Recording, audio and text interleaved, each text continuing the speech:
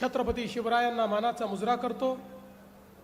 भारतीय राज्यघटनेचे शिल्पकार भारतरत्न डॉक्टर बाबासाहेब आंबेडकर यांना मानवंदना अर्पित करतो। भगवान बिरसा मुंडा यांच्या चरणी नतमस्तक होतो। आणि आजच्या पालघर नगर परिषदेच्या या प्रचार सभेमध्ये मंचावर उपस्थित असलेले भारतीय जनता पक्षाचे राज्याचे अध्यक्ष आणि आपल्या जिल्ह्याचे माजी पालकमंत्री माननीय रवींद्र चव्हाणजी, राज्याचे वनमंत्री आणि आपल्या जिल्ह्याचे पालकमंत्री श्री गणेश नाईकजी, आपले लोकप्रिय खासदार डॉक्टर हेमंत सवराजी, या ठिकाणी उपस्थित आमदार हरिश्चंद्र भोये, आमदार राजन नाईक, आमदार स्नेहाताई दुबे, आपले जिल्हाध्यक्ष भरत राजपूत, आपले आमदार ज्ञानेश्वर म्हात्रे, आपले नगराध्यक्ष पदाचे उमेदवार श्री कैलास म्हात्रे, मंचावर उपस्थित श्री प्रकाश निकम, सुशील अवसरकर, तेजराज हजारी, जयेश आव्हाड, अरुण माने, वीणाताई देशमुख, सुरेश जाधव, अशोक वडे, संजय पाटील, तुषार संखे, लक्ष्मीताई हजारी, प्रज्ञाताई पाटील, प्रशांत संखे, आपले नगरसेवक पदाकरता उभे असलेले सर्व आपले उमेदवार आणि या ठिकाणी उपस्थित माझ्या सर्व लाडक्या बहिणींनो आणि तितक्याच लाडक्या भावांनो, आज आपल्या पालघर नगर परिषदेच्या निवडणुकीच्या निमित्ताने मी आपल्यामध्ये आलो आहे। आणि या निवडणुकीच्या निमित्ताने आपल्यामध्ये आलो असताना मी कोणावर टीका टिप्पणी करण्याकरता आलेलो नाही, मी कोणाला उत्तर देण्याकरता आलेलो नाही, मी कोणाचे उणेदुणे काढण्याकरता आलेलो नाही, तर मी या ठिकाणी आलेलो आहे माननीय प्रधानमंत्री नरेंद्र मोदीजींचा विकासाचा संदेश घेऊन विकासाची वाटचाल करण्याकरता मी या पालघरमध्ये आलो आहे। आपल्याला माहिती आहे, पालघर जिल्हा तयार झाल्यानंतर या जिल्ह्याची अवस्था काय होती। याला मुख्यालय नव्हतं, कुठलेही या ठिकाणी ऑफिसेस नव्हते। मुख्यमंत्री म्हणून मी निर्णय घेतला, आपण जर यापूर्वी झालेल्या जिल्ह्यांची अवस्था बघितली, 20-20 वर्ष त्या जिल्ह्यांमध्ये इन्फ्रास्ट्रक्चर तयार होऊ शकलं नाही। पण मी त्यावेळी निर्णय घेतला आणि सिडकोला सांगितलं की सिडकोने तात्काळ या ठिकाणी सर्व प्रकारचे जिल्हा मुख्यालयाच्या निमित्ताने जे कार्यालय आहेत ते कार्यालय तयार केले पाहिजेत। त्या संदर्भातलं त्याचं डिझाईन आपण तयार केलं आणि आज मला सांगताना आनंद वाटतो, आपल्या देशामध्ये सर्वात चांगली जिल्हा मुख्यालयाची कार्यालय जर कुठे असतील तर ती या पालघरमध्ये या ठिकाणी आहे। आपण सातत्याने ही सगळी कार्यालय या ठिकाणी तयार करून घेतली आणि या जिल्ह्याला आकार देण्याचा एक प्रयत्न आपण केला। आज खासदार साहेब सांगतात ही गोष्ट खरी आहे, पालघर हा देशातला सर्वाधिक वेगाने विकसित होणारा जिल्हा आहे। आज आपण पालघरमध्ये खूप मोठ्या प्रमाणात वेगवेगळ्या प्रकारची कामं हातामध्ये घेतली आहेत। आपल्याला कल्पना आहे, या ठिकाणी मोठ्या प्रमाणात आपण रस्त्यांची कामं हातामध्ये घेतलेली आहेत, मेडिकल कॉलेजचं काम हातामध्ये घेतलं आहे, सिव्हिल हॉस्पिटलचं, महिला हॉस्पिटलचं काम हे आपण त्या ठिकाणी पूर्ण करतो। वेगवेगळ्या प्रकारची कामं घेतली असताना या जिल्ह्यामध्ये रोजगार निर्मितीच्या दृष्टीनं आपण वाढवणसारखं एक बंदर, या देशाचे प्रधानमंत्री माननीय नरेंद्र मोदीजी यांनी 1 लाख कोटी रुपये खर्च करून देशातलं सगळ्यात मोठं आणि जगातलं पहिल्या 10 मधलं बंदर याच पालघर जिल्ह्यामध्ये बनवण्याचा निर्णय घेतला। आणि हे बंदर तयार करत असताना काही अटी आपण टाकल्या।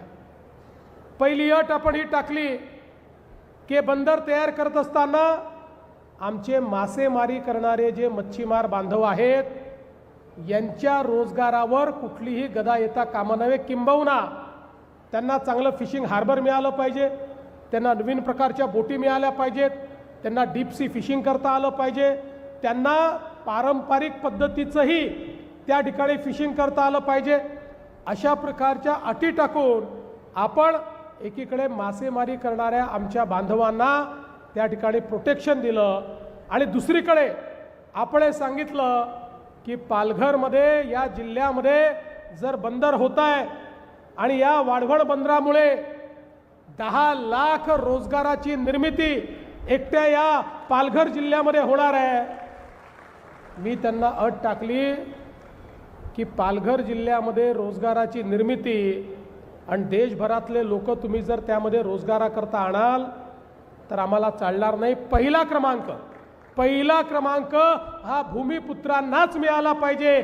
या पालघर जिल्ह्यातल्या आमच्या तरुणींना तुम्ही पहिले रोजगार द्या, मग महाराष्ट्रातल्या इतरत्र लोकांना किंवा कुठनं आलेल्या लोकांना तुम्ही रोजगार द्या.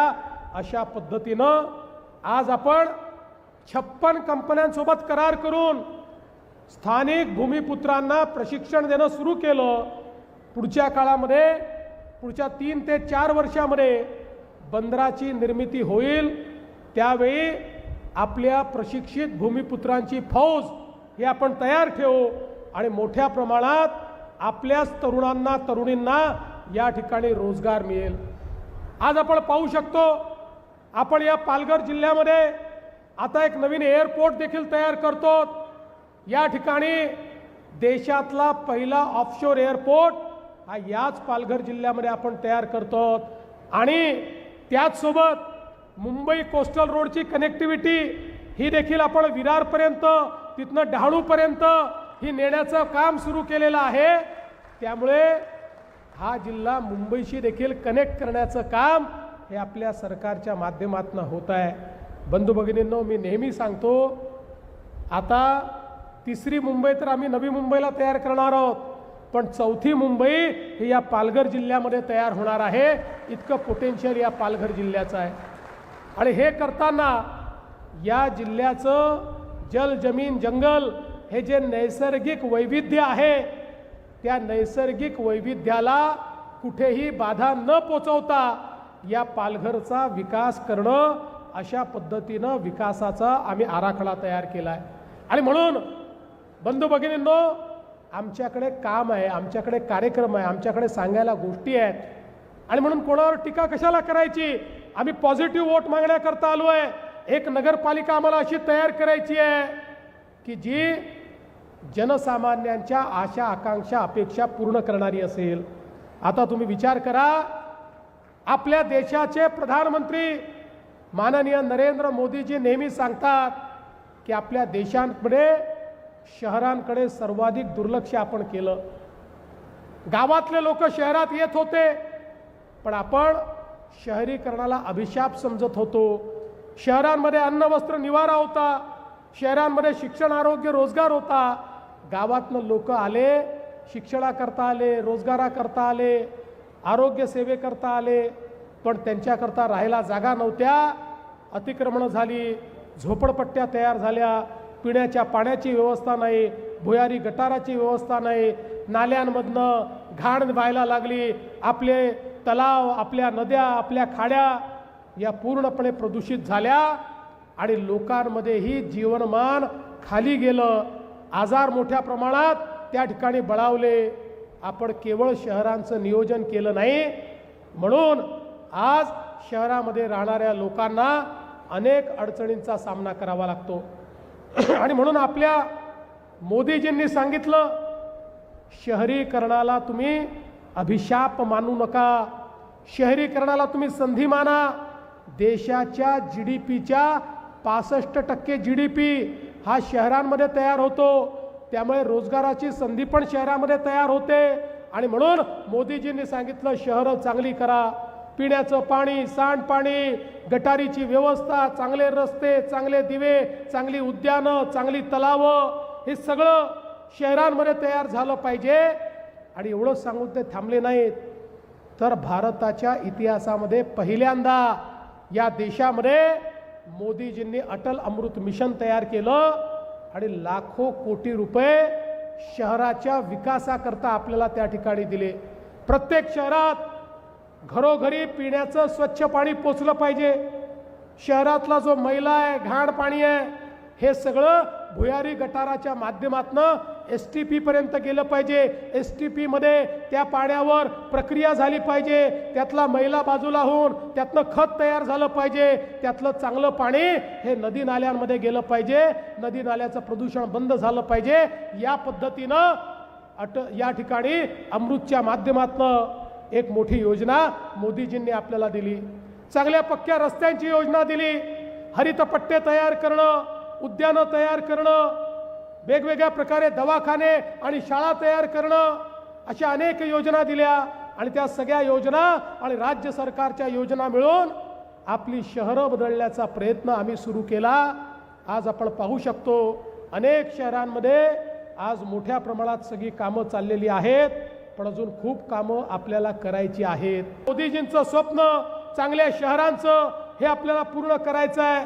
शहरामध्ये उच्च जीवनमान आपल्याला उभं करायचं आहे। आणि म्हणूनच या निवडणुकीकडे बघत असताना ज्यावेळी मी आपल्याला कैलास म्हात्रे यांच्यासारख्या एका अनुभवी अशा आमच्या नगराध्यक्ष पदाच्या उमेदवाराला मतदान करा म्हणतो, ज्यावेळी आमच्या नगरसेवकांना मतदान करा म्हणतो, त्यावेळी आम्हाला खुर्च्या तोडण्याकरता नगर परिषद नको आहे, केवळ आपला झेंडा लावण्याकरता नगर परिषद नको आहे, तर आम्हाला या शहरातल्या शेवटच्या माणसाच्या आशा आकांक्षा पूर्ण करण्याकरता, त्याच्या जीवनात परिवर्तन करण्याकरता आम्हाला या ठिकाणी ही नगरपालिका आपल्या हातामध्ये घ्यायची आहे। आज बंधू भगिनींनो, आपण पाहू शकता इतक्या वेगानं पालघर नगरपालिकेचा भाग वाढतोय। कदाचित पुढच्या काळामध्ये ज्या काही या ठिकाणी वेगवेगळ्या अपॉर्च्युनिटीज तयार होत आहेत त्या बघितल्यानंतर या नगरपालिकेचं लवकरच महानगरपालिकेत देखील काही वर्षांनी आपल्याला रूपांतर करावं लागेल, इतक्या वेगानं हे काम वाढतं आहे। पण एकीकडे शहर वाढतच राहिलं आणि त्याला काहीच सोयी दिल्या नाहीत तर कसं चालेल? आणि म्हणून या वाढत्या पालघरला सगळ्या सोयी झाल्या पाहिजेत। त्याची जी वाढ आहे ही वाढ ही सूज असू नये। अंगावर सूज आली तर अंग कसं दिसतं ते चांगलं दिसत नाही, पण मसल झाला तर माणूस मजबूत वाटतो, तशी सूज असू नये। तर नियोजित अशा प्रकारचं, सुनियोजित अशा प्रकारचं पालघर तयार करायचं आहे। आणि हे जर तयार करायचं असेल तर हे जे सगळे आराखडे मोदीजींनी, हे जे सगळे आराखडे आम्ही तयार केलेले आहेत, या आराखड्यांवर काम करणारा व्यक्ती हाच आपल्याला या ठिकाणी नगराध्यक्ष म्हणून पाहिजे, जो आमचे आराखडे या ठिकाणी अस्तित्वात आणेल। अन्य कोणी या ठिकाणी आल्यानंतर या गोष्टीची गॅरंटी देता येत नाही। आम्ही कितीही पैसा तुमच्याकरता दिला तरी तो पैसा जर तुमच्याकडे पोचणारच नसेल तर हा पैसा देऊन फायदा काय आहे? मोदीजींनी अमृत योजनेत सगळ्या योजना मंजूर केल्या आणि या ठिकाणी मात्र त्याच्यामध्ये खोडा घालणारे लोक आले तर काय त्याचा परिणाम होईल? आणि म्हणून मी एक सकारात्मक मत मागण्याकरता आलो आहे। आम्हाला बदल घडवायचा आहे आणि तो बदल घडवण्याकरता आज या ठिकाणी खऱ्या अर्थानं कमळाचं बटन दाबून आमच्या कैलास म्हात्रे सारखे आमचे सगळे लोक जर तुम्ही निवडून दिले तर उद्या आपले नाईक साहेब पालकमंत्री आहेत, आपले चव्हाण साहेब या ठिकाणी लक्ष देत आहेत, खासदार साहेब आहेत, आमदार साहेब आहेत, मी स्वतः आहे। काही जर यांच्या हातून चूक घडली तर यांचा कान पकडायला देखील आम्ही कमी पडणार नाही। यांच्याकडनं चांगलं काम करून घेऊ हे सांगण्याकरता मी आलो आहे। बंधू भगिनींनो, तुम्ही आमचं काम बघितलेलं आहे। आम्ही जे बोलतो ते करतो। आम्ही केवळ भाषणापुरतं बोलणारे लोक नाही आहोत। तुम्हाला माहिती आहे, तुमच्याच आशीर्वादाने ज्यावेळी या महाराष्ट्रात 1 वर्षापूर्वी एक प्रचंड असं बहुमत आम्हाला मिळालं, ते बहुमत मिळाल्यानंतर लोक बोलायला लागले, काही विरोधकही म्हणायला लागले की आता यांना बहुमत मिळालं, आता हे भाजपवाले लाडकी बहीण योजना बंद करणार।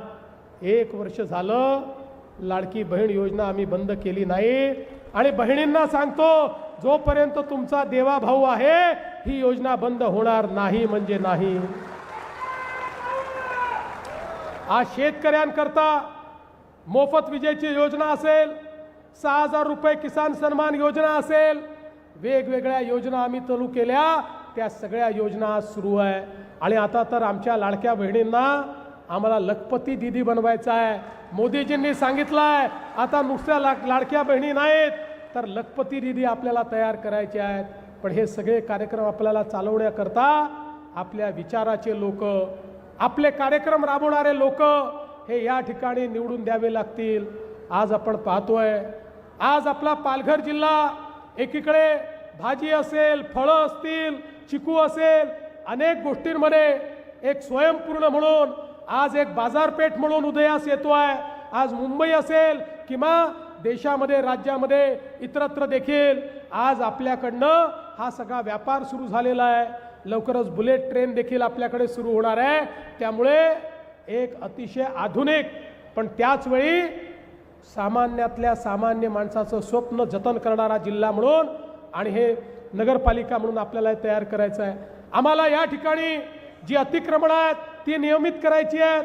आम्हाला लोकांना मालकी हक्काचे पट्टे द्यायचे आहेत. याचं कारण मोदीजींनी आम्हाला सांगितलेलं आहे, गाव असो की शहर असो, कोणी झोपडीत राहायला नको, कोणी बेघर असायला नको. प्रत्येक बेघराला आणि झोपडीत राहणाऱ्याला प्रधानमंत्री आवास योजनेच्या अंतर्गत पक्क घर हे आम्हाला त्या ठिकाणी द्यायचं आहे. आणि म्हणून ही सगळी स्वप्न पूर्ण करण्याकरता मी आपल्याला निवेदन करतो की आपण येत्या 2 तारखेला कैलास म्हात्रे यांच्यासारख्या अनुभवी माणसाला, कैलासजी आमच्या सोबत आले कारण त्यांनी बघितलं ते अशा लोकांसोबत होते की ज्यांना काम करण्यामध्ये इंटरेस्ट नाही आहे, स्थगिती देण्यामध्ये इंटरेस्ट आहे, त्यांना काम करायचंच नाही आहे. पण कैलासजींना काम करायचं होतं आणि म्हणून त्यांनी ठरवलं की काम करणारा राष्ट्रीय विचार कुठला आहे तर तो भारतीय जनता पक्षाचा विचार आहे, जो विचार जनसामान्यांचा विचार करतो. आणि म्हणून आज एक दमदार नेतृत्व या ठिकाणी आपण दिलेलं आहे. त्यांना आणि आपल्या सगळ्या नगरसेवकांना निवडून द्या. मी तुम्हाला एवढीच विनंती करतो, 2 तारखेला कमळाची चिंता तुम्ही करा, 5 वर्ष तुमची चिंता आम्ही करू, हा विश्वास तुम्हाला देतो आणि माझं बोलणं संपवतो. धन्यवाद. जय हिंद, जय महाराष्ट्र. साहेब, या ठिकाणी राष्ट्रीय कर्मी सेनेचे भवानीसिंग राठोड एक मला आपले पालकमंत्री आणि या जिल्ह्याचे आपले वनमंत्री गणेश नाईक साहेबांनी सांगितलं, मला घाई असल्यामुळे त्यांचं भाषण झालं नाही. या पालघरमध्ये आपल्याकडे जी जागा आहे तिथे 200 एकरावर वन उद्यान हे गणेश नाईक साहेब तयार करतायत. त्यांचं एकदा जोरदार आपण स्वागत करूया.